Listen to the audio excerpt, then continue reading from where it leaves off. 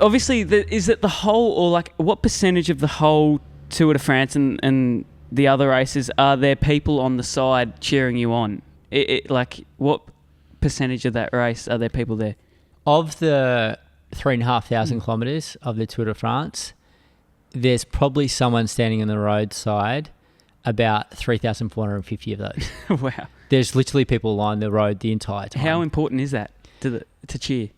Well, it's super cool, but it's also super intense. Like you are under the watchful eye of people around you the entire time. You feel like you're a goldfish in a bowl surrounded by people the entire time.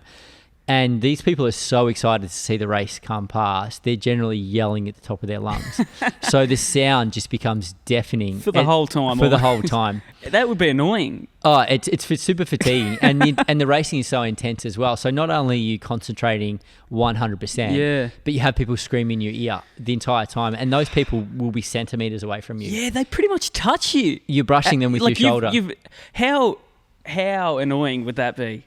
Well, it's sort of part of it. That's what you sort of buy into when you sign up to do the Tour de France. But all cyclists basically have like these noise cancelling headphones.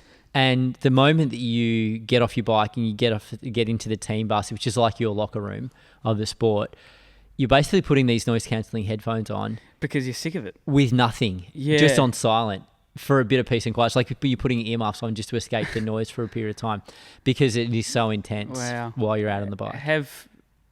I think, was it last year or summer, with the crowd, they actually pushed someone off the bike accidentally. Has that happened with you, or have you seen any of that happen before? Yeah, I've seen a lot of that happen. I've seen it within the peloton, and I've seen it, obviously commentating races as well, that the crowd is so close to the roadside and they just don't appreciate how quick you're coming towards them, that they're not able to get out of the way fast enough.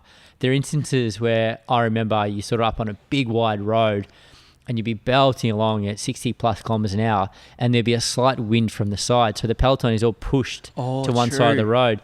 So the crowd that are standing on this big wide road, looking down, waiting for the peloton to come past, expecting you to go up the middle of the road, all of a sudden you're coming down the very side of the road where they've set up their picnics and they've set up their chairs.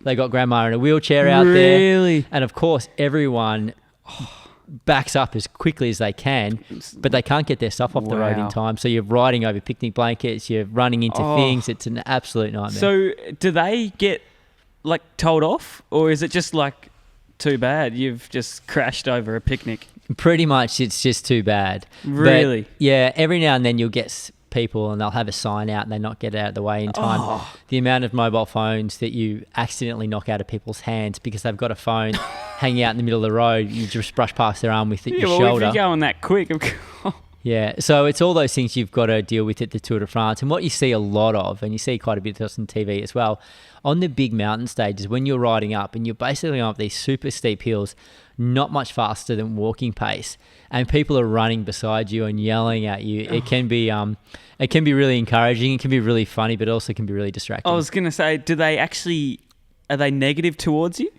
You don't get too much negative stuff on the roadside. There are riders, high-profile riders, that do get a bit of criticism from the crowd. More often than not, they're pretty supportive. But you do get the odd spectator that can be a bit disruptive. Yeah, that's so fascinating. I reckon that's the only sport, where the crowd actually gets involved. And there's no, that's so unlucky if you crash over because of a fan. Yeah, and it quite often happens. And some terrible crashes as well, where a silly fan will be looking the wrong way because they're trying to get on TV or something like that. And they get cleaned up and cause a massive pile up. Yeah, and then obviously the bike riders probably won't be all right, but then the person got hit's probably worse off, do you reckon? Can be, yeah. Yeah, wow. Yeah. That is catastrophic.